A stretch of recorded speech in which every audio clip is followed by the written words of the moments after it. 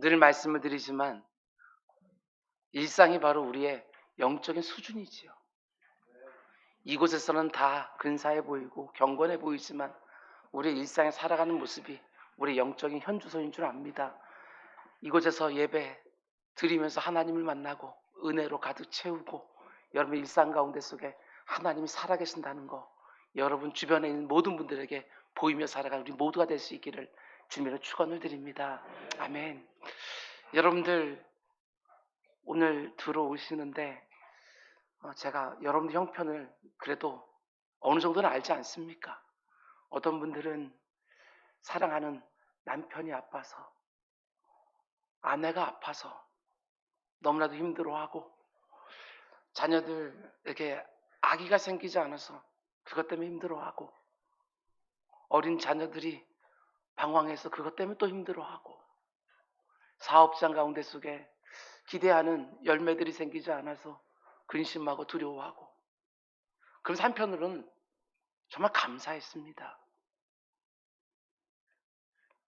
거기다가 교회까지 흔들리고 있으면 어떨 뻔했나 이런 생각이 드는 거예요.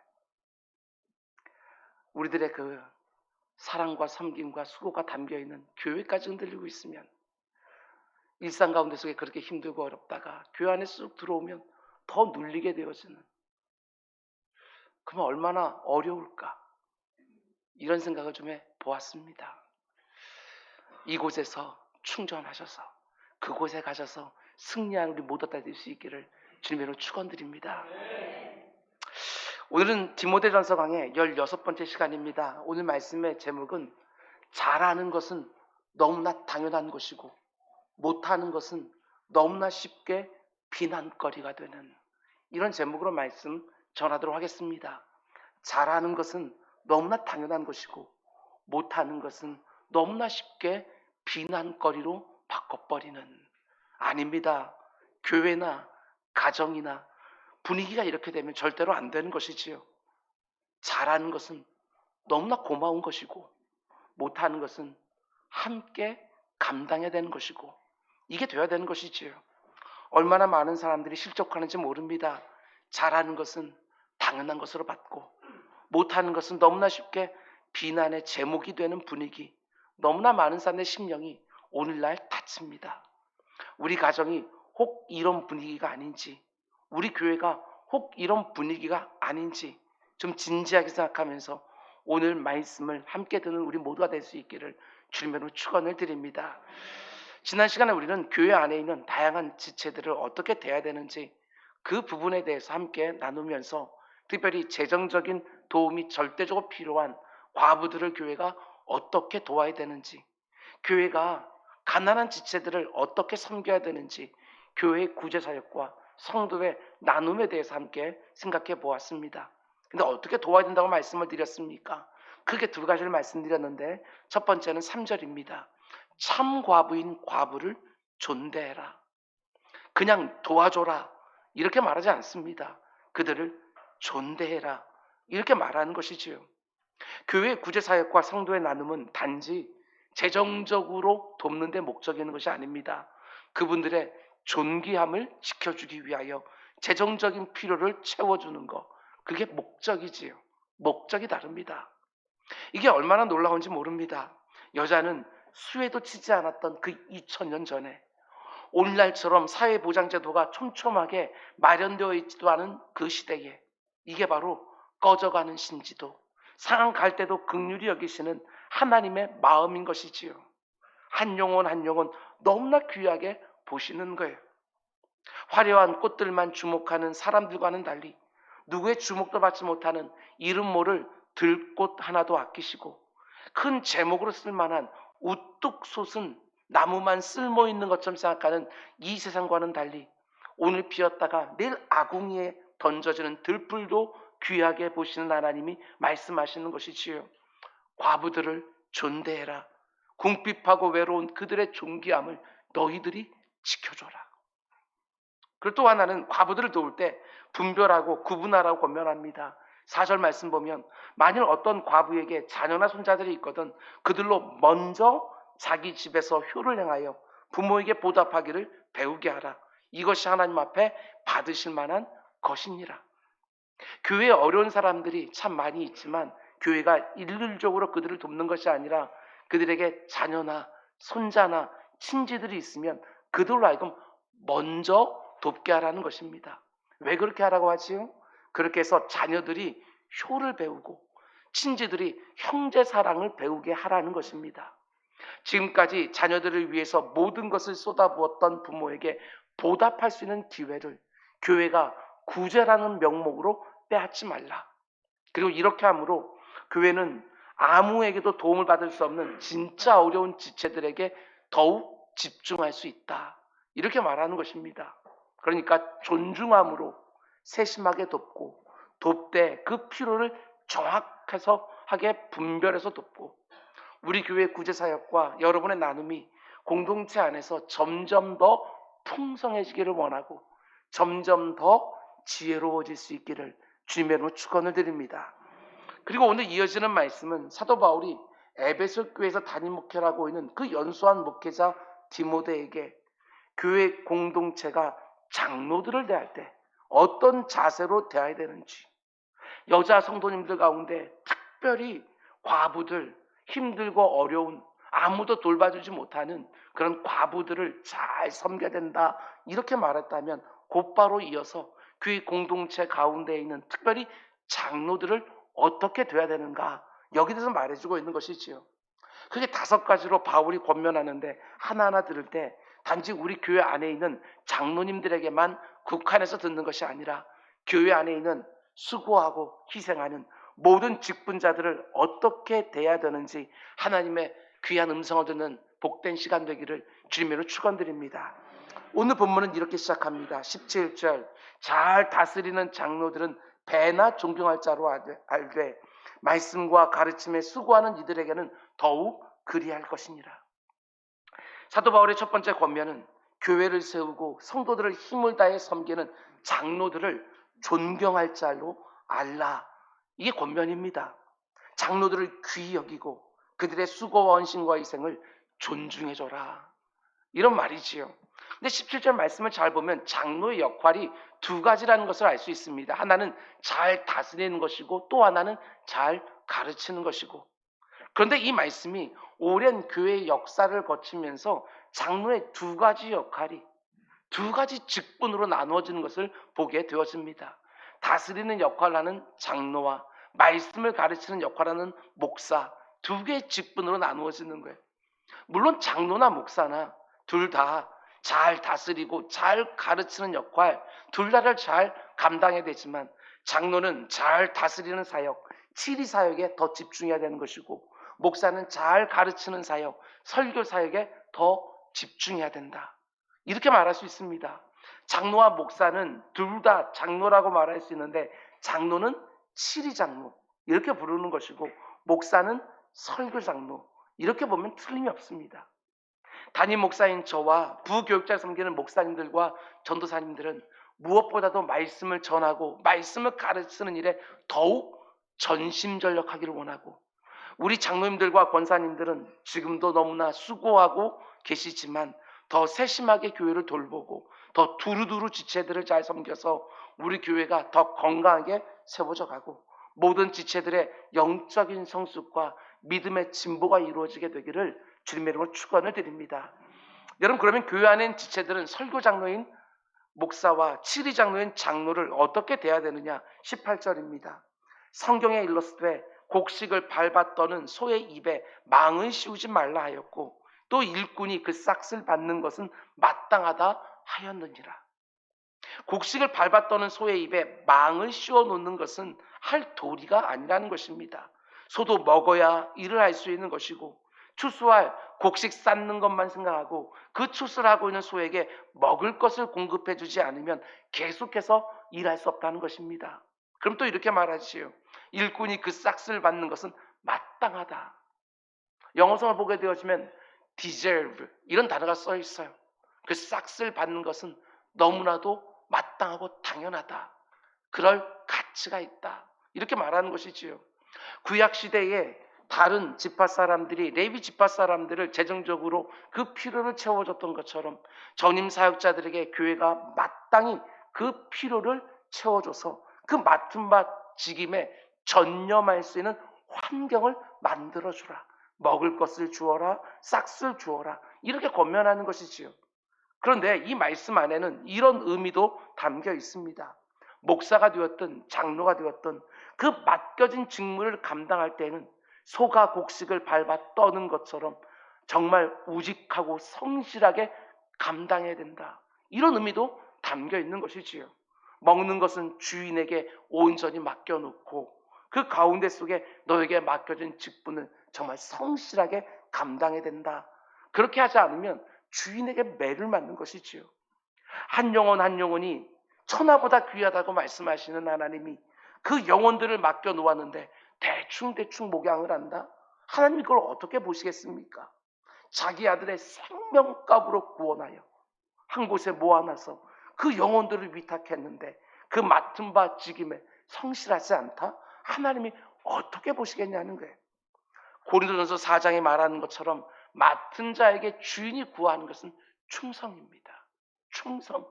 아니 이 세상도 뭔가 직무를 맡겨놓고 신의 성실을 요구하지 않습니까?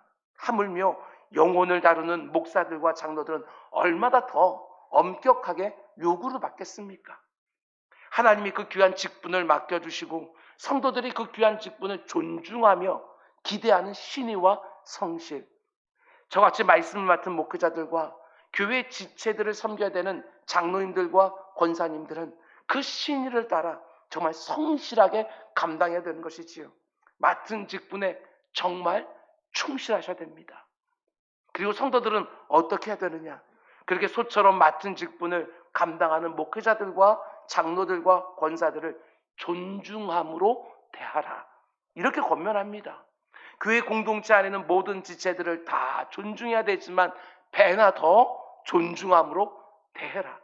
존경할 자로 알라. 이렇게 말하는 거예요. 특별히 갈라디아서 6장 6절 말씀 보면 사도 바울이 교회 성도들에게 이렇게 권면합니다. 가르침을 받는 자는 말씀을 가르치는 자와 모든 좋은 것을 함께하라. 저같이 말씀을 가르치는 목회자들은 정말 소처럼 열심히 말씀을 묵상하고 연구해서 그 말씀으로 성도들을 잘 가르쳐야 되는 것이고, 그 말씀을 받는 성도들은 하나님이 내게 주신 모든 좋은 것을 함께 해야 되는 것이고, 여기서 모든 좋은 것을 함께 하라고 할 때 함께 하라 이 말이요, 영어 성경으로는 share 이렇게 되어져 있습니다. 나누라는 것이지요. 모든 좋은 것을 나누라. 목회자들은 먼저 그 말씀을 받아서 그 말씀을 성실하게 한 주간 동안 묵상하고 기도하면서 연구하고, 그저 써있는 것만이 아니라 행간까지 그 가운데 하나님이 어떤 말씀을 우리 성도들에게 주기를 원하는지 먼저 받아서 정말 좋은 말씀을 잘 준비하여 그 시간에 성도들과 나누는 것이고, 성도들은 말씀을 맡은 사람들이 말씀 사역에 전념할 수 있도록 하나님이 내게 주신 모든 좋은 것들을 또 share, 나누는 것이고, 정말 사모하고 바라는 것은 우리 교회 안에 있는 모든 목회자들이 정말 소처럼 말씀 사역을 전심전력하여 감당하고, 모든 장로님들과 권사님들이 정말 소처럼 성실하게 교회를 돌보고 이끌어가고, 모든 성도님들이 그런 목사와 장로들을 배나 존중하는 참으로 아름다운 공동체로 점점 더 세워져 가게 되기를 주님으로 축원을 드립니다. 이제 두 번째로 목회자들과 장로들을 어떻게 대하라고 바울이 권면하지요? 19절과 20절 말씀 함께 읽겠습니다. 장로에 대한 고발은 두세 증인이 없으면 받지 말 것이요, 범죄한 자들을 모든 사람 앞에 꾸짖어 나머지 사람들로 두려워하게 하라. 아멘. 앞에서는 존중해야 되는 경우에 대해서 권면을 했다면 이제는 징계해야 되는 경우에 대해서 권면합니다. 존중하라고만 말하지 않습니다. 징계될 때도 있다, 이렇게 말하는 것이지요. 그런데 여기서 강조하는 원리는 틀림없습니다. 보호입니다. 보호. 목회자들과 장로들을 너희가 보호해 줘야 된다. 목사나 장로에 대한 고발은 두세 증인이 없으면 받지 말라고 말하는 것으로 봐서 목사와 장로가 그 맡은 직무를 어떻게 안전하게 감당할 수 있게 하는 일종의 보호장치, 이렇게 볼 수가 있는 거예요. 근데 왜 이런 보호장치가 교회 안에 필요하겠습니까? 다른 게 아닙니다. 목회자들과 장로들이 늘 눈앞에 서 있으니까 눈에 잘 띄는 것이고, 그리고 기대치도 높고, 그래서 이런저런 공격의 대상이 되기도 하지만 영적으로 보게 되었으면 악한 사단 마귀가 너무나 잘 아는 것이지요. 교회 안에 세워진 직분자들을 공격하면 훨씬 더 효과적으로, 훨씬 더 빠르게 주님의 몸된 교회를 흔들 수 있다는 것을 악한 마귀가 너무나도 잘 아는 것입니다. 실제로 목사나 장로는 언제나 영적 공격의 최우선 대상이 될 때가 많습니다. 때로는 여기저기에서 정말 근거 없는 악담이나 험담이 튀어나오기도 하고, 조그만 허물에도 침소봉대가 되는 경우들이 참 많습니다. 그래서 종교교사 존 칼빈은 이렇게 말합니다. 어느 누구보다도 경건한 교사들은 모함과 모욕의 위험에 훨씬 더 노출되어 있다. 물론 목사나 장로에게 심각한 범죄 사실이 있을 수 있습니다. 더 이상 그 직무를 감당하게 해서는 안 될 심각한 문제가 있을 수 있습니다. 그래서 교회와 노예가 치료되는 경우도 틀림없이 있습니다. 그러나 동시에 이런 경우들도 얼마든지 있다는 것이지요. 정말 소처럼 열심히 주님의 몸된 교회를 위하여 일하면 일할수록, 아니 경건하면 경건할수록 오히려 모함을 더 많이 받을 수 있다. 악한 마귀가 그리스도의 몸된 교회가 견고히 서가는 것을 어떻게든 막으려고 하는 것이지요. 그 누구보다도 교회를 세우고 성도들을 섬기기 위해서 수고하고 헌신하는 직분자들은 잘 들으시기 바랍니다. 내가 열심히 이 직분을 감당하기만 하면, 내가 신실하게 이 사역을 감당하기만 하면, 경건하게 본이 되는 삶을 살기만 하면 그 어떤 비난과 비판도 받지 않을 것이다? 아닙니다. 절대로 그렇지 않습니다. 사도 바울이 이 편지를 쓴 다음에 곧바로 이어서 또 보낸 후서 말씀 보게 되어지면 바울은 이렇게 말하지요. 무릇 그리스도 안에서 경건하게 살고자 하는 자는 오히려 박해를 받으리라. 오히려 더 많은 공격과 더 많은 비판과 모함과 억울한 일 당함이 있을 수 있다는 거예요. 그래서 사도 바울이 이렇게 권면합니다. 두세 사람의 책임 있는 송사가 아니면 절대로 그 말을 귀담아 듣지 마라. 이게 어디 목사와 장로나 권사에만 해당되겠습니까? 모든 성도들에게 다 해당되는 말씀이지요. 여러분들 가운데 누구든지 앞장서서 정말 성실하게 일하고 섬기다 보면 아무래도 눈에 띕니다. 그러면서 정말 억울한 소리 들을 때가 있지요. 열심히 일하면 일할수록 이런 공격과 이런 상처를 받을 때가 많이 있습니다. 아무리 이런저런 억울한 말을 듣는다 해도 그걸 이상하게 여기지 마시기 바랍니다. 마음의 상처를 받아서 무슨 교회가 이러냐, 이런 말 절대로 하지 마시기 바랍니다. 사도 바울이 지금 이런 말을 하는 것을 보면 2000년 전부터 교회 안에 이런 일들이 비일비재했다는 거 아니겠습니까? 그때도 2000년 전 우리가 늘 초대교회로 돌아가자, 그렇게 아름답고 건강해 보이는 그 초대교회 안에도 이런 공격들이 늘 있었기 때문에 사도 바울은 이렇게 말하는 것입니다. 두세 사람의 증인이 없으면 장로들에 대한 그런 송사는 절대로 받지를 마라. 저는 우리 교회가 서로에 대하여 견고한 신뢰를 가지고 서로를 보호해주고 지켜주는 공동체가 꼭 될 수 있기를 주님의 이름으로 축원을 드립니다.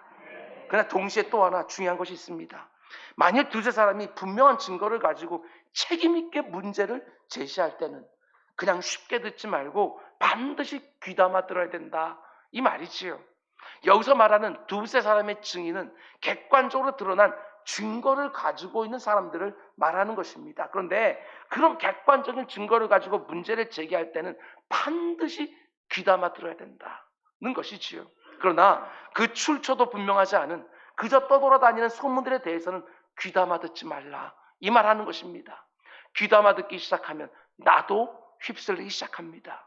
나도 그 소문을 옮기는 사람이 얼마든지 될 수 있는 것이고, 내가 옮기지 않고 여기에 담아두었다 할지라도 그것이 쓴뿌리가 되어서 설교 하나 귀에 안 들어올 수도 있습니다. 귀담아 들어야 될 말인지 귀담아 듣지 말아야 될 말인지 정확하게 분별하라, 이런 말이지요. 여러분, 그런데 목사나 장로에게 어떤 허물과 죄가 명백하게 드러났을 때는 어떻게 해야 된다고 말합니까? 20절 말씀 보면 범죄한 자들을 모든 사람 앞에서 꾸짖어, 공적으로 꾸짖어 나머지 사람들도 두려워하게 하라. 마태복음 18장을 보면 예수님이 이런 경우에 대해서 더 구체적으로 더 정확하게 말씀해 주십니다. 네 형제가 죄를 범하거든 가서 너와 그 사람과만 상대하여 권고하라. 은밀하게 그 문제를 다루라, 이 말이지요. 그러나 만일 듣지 않으면 만일 들으면 네가 네 형제를 얻은 것이요, 만일 듣지 않거든 한두 사람을 데리고 가서 두세 증인의 입으로 말마다 확증하게 하라. 만일 그들의 말도 듣지 않거든 교회에 말하고, 교회의 말도 듣지 않거든 이방인과 세리같이 여기라. 목사나 장로나 아니 그 누구라 할지라도 그 사람에게 객관적으로 허물과 죄가 드러나면 어떻게 하라는 것입니까? 여러분, 이 순서를 꼭 여러분 기억해 두시기 바랍니다. 처음에는 그 허물, 그 죄를 본 나와 그 사람과만 상대하여 권고하고 은밀하게. 그러나 그래도 듣지 않으면 한두 사람을 데리고 가서 분명한 증거를 내밀면서 권고하고, 그래도 듣지 않으면 교회에 말하고, 교회의 말도 듣지 않으면 이방인과 세리같이 여기라. 오늘 본문도 마찬가지입니다. 분명히 절차에 맞게 권고했는데도 그래도 듣지 않으면 모든 사람 앞에서 공적으로 꾸짖어 모든 사람들로 하여금 두려워하게 하라는 거예요. 그래서 교회의 거룩함과 성결함을 지켜라, 이 말이지요. 특별히 여기서요, 범죄한 자들이라고 했을 때 헬라 원어로 보게 되었으면 범죄하고 있는 자들이야. 범죄하고 있는 자들, 현재 진행형으로 되어 있어요. 그러니까 어떤 사람에게 분명한 허물과 죄가 드러났음에도 불구하고 그 권고를 무시하고 계속해서 똑같은 허물과 죄를 의도적으로 행하는 자들은 모든 사람들이 보는 앞에서 공적으로 그 문제를 꾸짖어서 모든 공동체가 경계를 하라는 것입니다.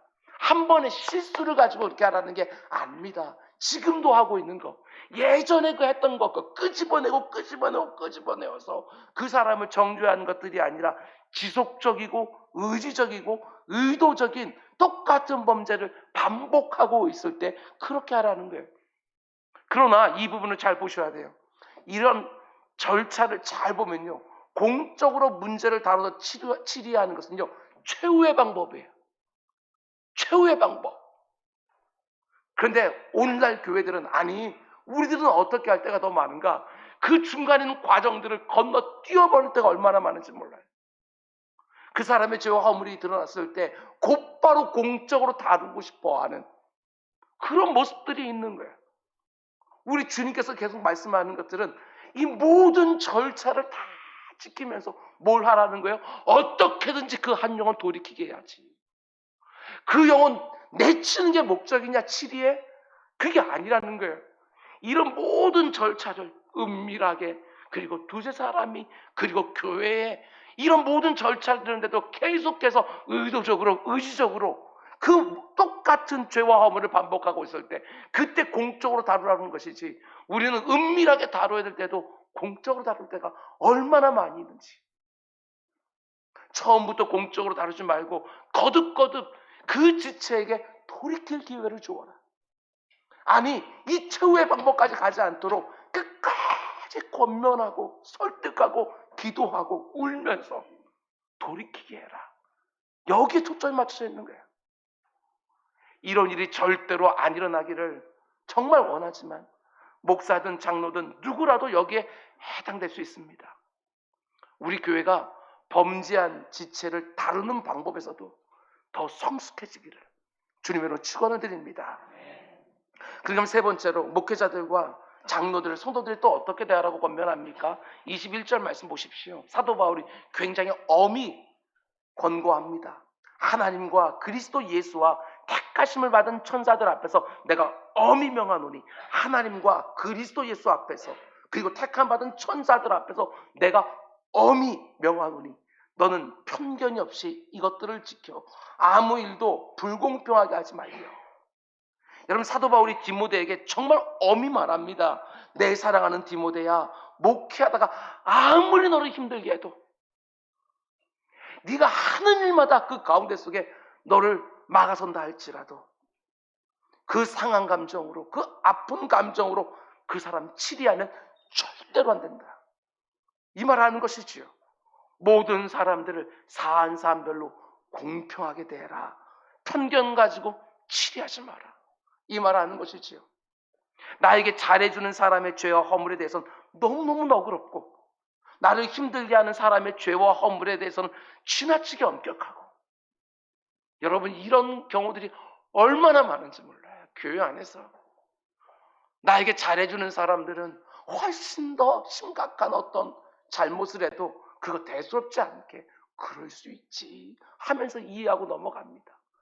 그런데 평상시에 나 힘들게 하고 나하고 상관없어 보이는 그 사람이 뭔가 똑같은 업무를 보였을 때 그때 지나치게 득달같이 달려들어서 문제를 일으킬 때가 얼마나 많은지 모르는 거예요. 사도 바울이 엄히 명합니다. 내가 하나님 앞에서, 그리스도 예수 앞에서, 택함받은 천사들 앞에서 내가 엄히 명하노니 치리권을 그렇게 쓰지 마라. 이렇게 말하고 있는 거예요. 교회를 거룩하게 지키고 보존하기 위해 사용해야 되는 그 귀한 치리권을 사람에 따라 불공평하게 사용하지 마라. 반대로 목사나 장로에 대한 이런저런 말이 돌 때도 마찬가지입니다. 지금까지 내가 가지고 있었던 어떤 나쁜 기억, 혹은 목사나 장로에게 받았던 어떤 상처, 이런 것을 가지고 쉽게 판단해버리는 것이 아니라 딱 그 일 하나만 놓고 공평하게 판단하라는 것입니다. 그 목사나 장로에 대한 나의 호불호를 가지고 그 사람 판단하지 마라. 물론 공평함으로 사람을 대하는 것이 결코 쉽지 않습니다. 우린 모두가 다 죄인이기 때문에 팔은 계속해서 안쪽으로 굽으려고 하는 게, 그런 너무 쉽게 지지는 말아야지요. 그럼 이제 네 번째로 목사나 장로를 또 어떻게 대해야 된다고 권면합니까? 22절 말씀 우리 함께 읽겠습니다.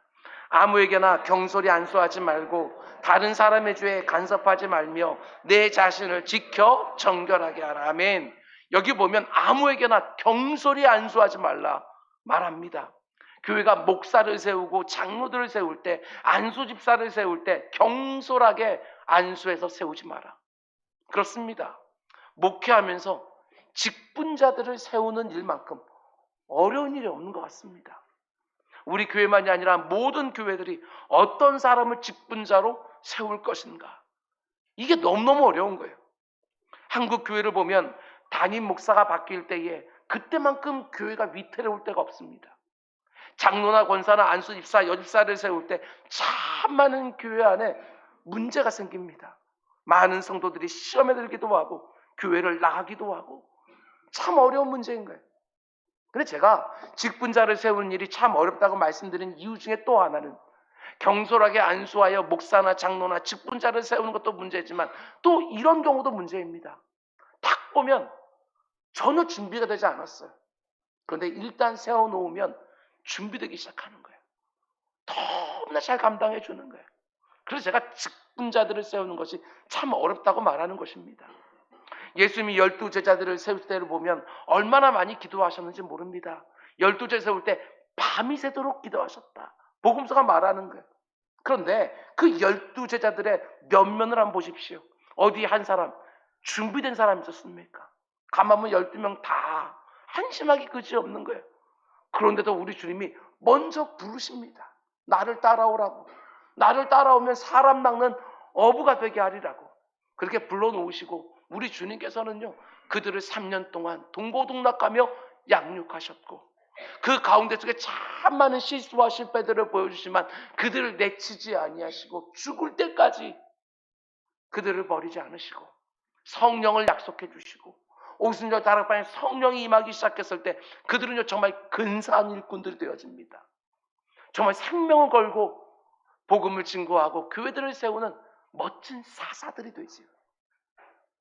우리 교회도 직분자들을 세울 계획을 가지고 있는데 온 교회가 충분히 기도해야 될 것이고 정말 신중하게 세워야 될 것이고, 그러나 좀 부족한 것이 있다 할지라도 하나님이 그 사람을 세우라고 공동체 마음을 주시면 잘 세우되, 세워놓고 끝내는 것이 아니라 세워놓고 잘 못한다고 비난하는 것이 아니라 지지해주고 격려해주고 함께 짐도 나누어지면서 하나님이 이 사람을 세우라고 하신 데에는 선하신 뜻이 있었구나 하고 온 공동체가 함께 기뻐하게 되는 일이 있기를 주님의 이름으로 축원드립니다. 근데 이어지는 23절 말씀 보십시오. 사도 바울이 전체 본문과는 전혀 상관없는 권면 하나를 불쑥하는 것을 보게 되어집니다. 23절 2절부터는 물만 마시지 말고 내 위장과 자주 나는 병을 위하여는 포도주를 조금씩 써라. 성경학자들은 이 구절을 보면서 디모데에게 아주 심각한 위장병이 있었을 것이다, 이렇게 추론하기도 합니다. 당연하지요. 이제 30대 전후가 되어지는 그 젊은 연소한 목회자가 그 엄청난 에베소 교회를 섬기고 있으니 얼마나 신적으로 힘이 들었을까. 에베소 교회는요, 소아시아 전체 중심 핵심 교회예요. 그 가운데 우리가 요한계시록에서 보는 것처럼 잘못된 교훈들이 교회 안에 돌고 있었고, 거짓 교사들이 교회를 들어와서 그 가운데 어지럽게 하고 있었고, 그 가운데 속에 하나님의 말씀을 지키는 일이 정말 버거운 일이 틀림없었을 거예요. 연소한 나이도 문제지만 그 디모데 바로 이전에 담임 목사가 누구였어요? 사도 바울이에요. 어마어마한 사도 바울. 사람들이 사도 바울과 디모데를 얼마나 비교했을까. 그 가운데 속에 이 디모데가 얼마나 신경을 많이 썼으면 이렇게 심각한 위장병이 걸렸을까. 사도 바울이 장로에 대한 권면을 쭉 주다가 갑자기 이 디모데가 생각이 났던 것 같습니다. 자신이 사랑하는 영적인 아들 디모데 형편이 다 생각나면서, 디모데야, 네 건강 좀 돌봐라. 네 건강 좀 챙겨라. 그러면서 이 말을 하고 있지 않을까, 저는 그렇게 읽었습니다. 그 위장병을 놓고 기도하라고만 말하지 않습니다. 소화에 도움이 되는 포도주를 사용하라고 나름대로 처방까지 주고 있는 것을 보게 되었습니다. 아플 때 당연히 기도해야지요. 그러나 동시에 하나님이 우리 인생 가운데 주신 모든 좋은 것들도 잘 사용하라는 것이지요.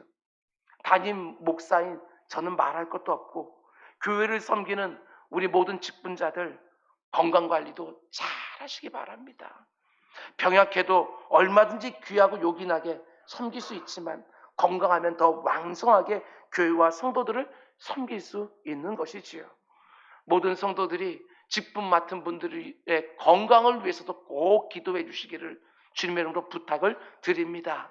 그럼 이제 마지막 5번째로, 교회가 장로들과 목회자들을 어떻게 돼야 되느냐. 24절과 25절 말씀도 함께 읽겠습니다. 어떤 사람들의 죄는 밝히 드러나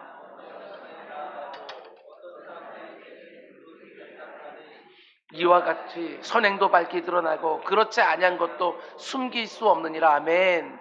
이게 무슨 말씀이 좀 어려운데요. 한마디로 말하면 이런 의미입니다. 죄든 선행이든 결국에는 다 드러난다, 이 말이에요. 먼저 드러나는 죄와 선행도 있고 나중에 드러나는 죄와 선행도 있지만 결국에는 다 드러난다.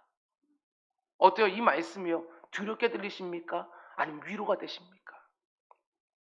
우리가 사람을 만날 때도 마찬가지입니다. 어떤 사람을 처음 봤을 때는 저 사람 참 괜찮다, 이렇게 생각했는데 시간이 흐르다 보면 너무나 실망스러운 부분들이 많이 드러나는 경우도 있고, 처음 봤을 때는 좀 부족하다고 생각했는데 오랜 시간 함께 하다 보면 정말 진국으로 드러나는 경우도 있고, 그러나 결국에는 다 드러납니다.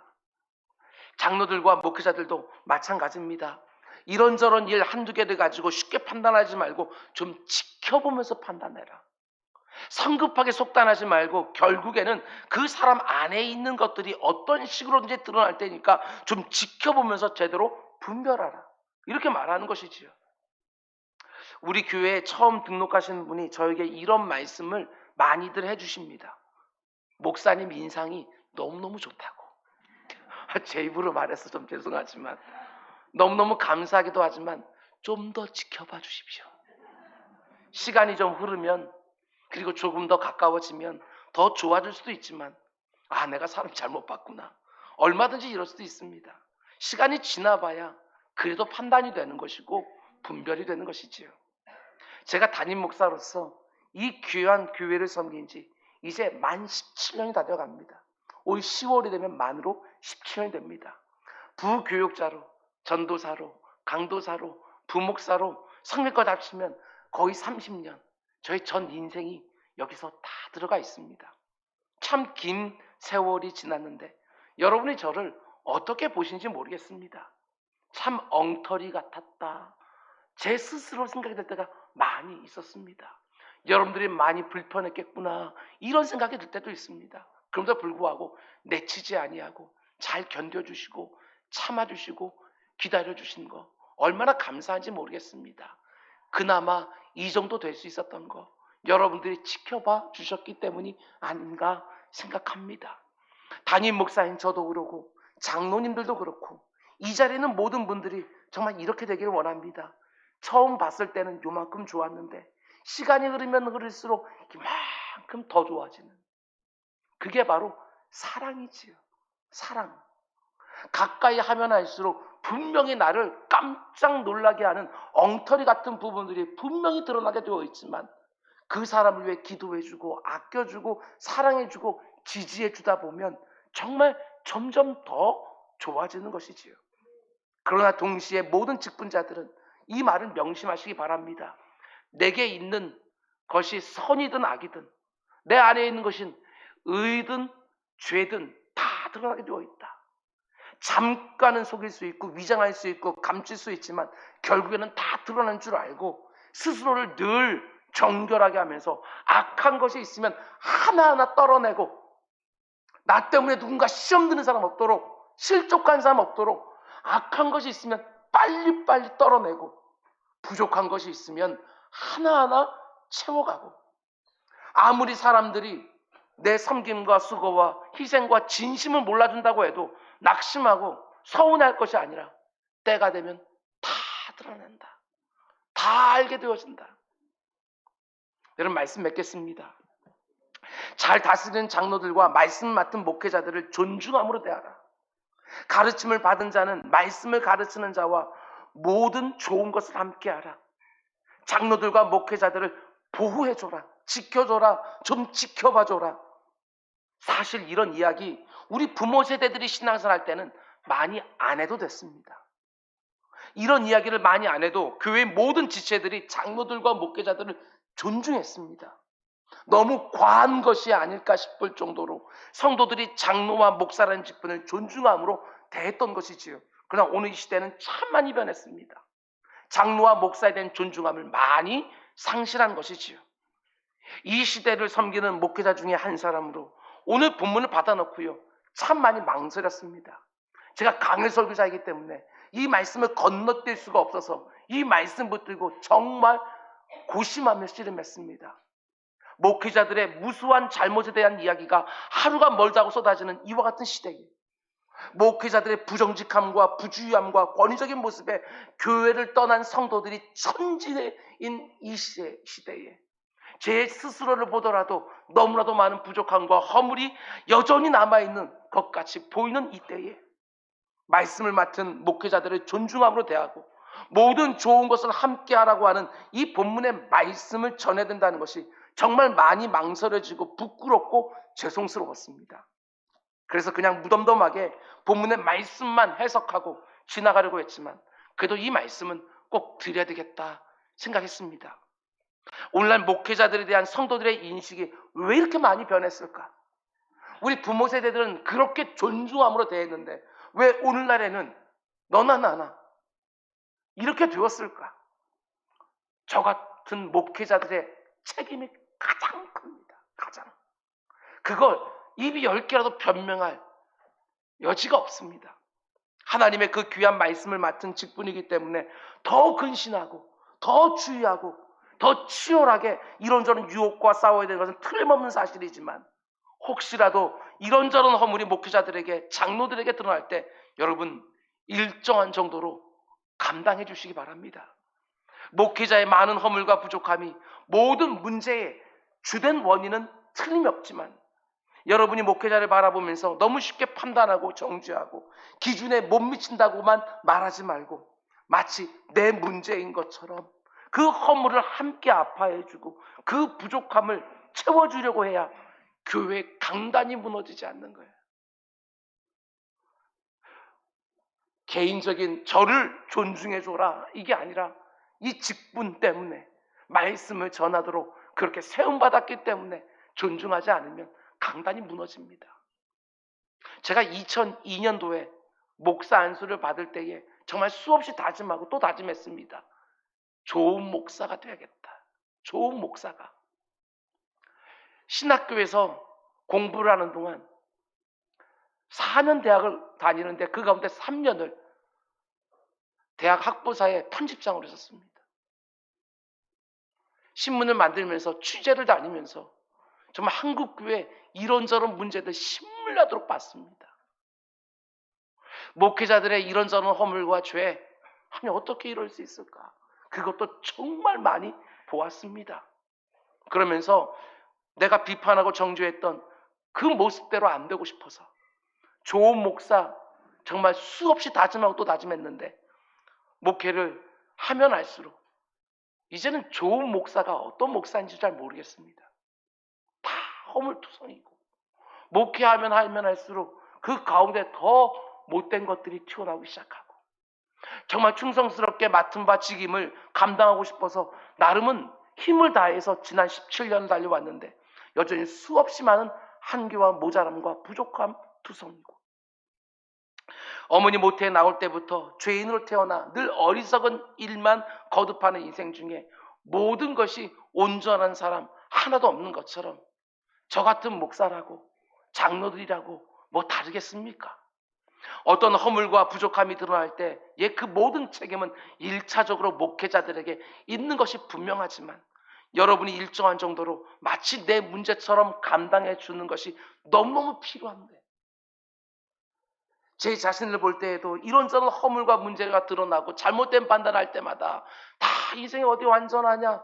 목사도 마찬가지지. 이게 변명거리가 되지 않도록 스스로 더 경성하고 근신하고 똑같은 일을 반복하지 않으려고 하나님 앞에 나아가 은혜를 구하고 잘못한 것이 있으면 여러분 앞에 나아가서 내가 잘못 생각했다고 내가 잘못 판단했다고 정말 정직하게 솔직하게 사과를 구하고 용서를 구하고 그런데 여러분 그럼에도 불구하고 여러분도 좀 감당해 주시기를 바랍니다. 목회자가 성도들을 바라보면서 성도들이 목회자들을 바라보면서 잘하는 것은 당연한 것이고 못하는 것은 너무나 쉽게 비난거리로 만들어버리는 것이 아니라 잘하는 것은 고마운 것이고 서로 응원하고 서로 존중하고 못하는 것은 비방거리로 끝내는 것이 아니라 일정한 부분 내가 감당해야 되는 몫으로 여기면서 같이 성숙하고 함께 변화되는 일이 꼭 일어나야 되는 것이지요.